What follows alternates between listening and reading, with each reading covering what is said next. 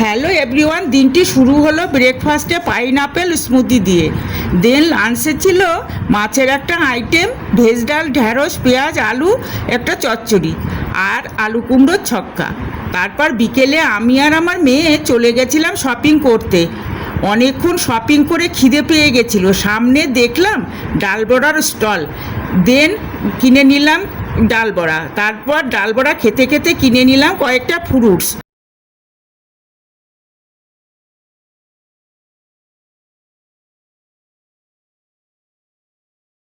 তারপর কিনে টোটো ধরে বাড়ির জন্য রওনা দিলাম। বাড়ি ফিরে দুষ্টু মানে আমার মেয়ে বলল, মা চিকেন মোমো খাবো। ওর খুব মোমো খেতে ইচ্ছা করছিল।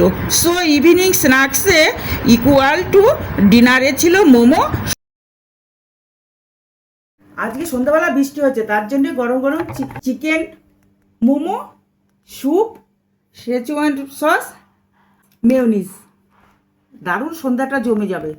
আরে উঠে তারপরে 2 কাপ লিকার চা।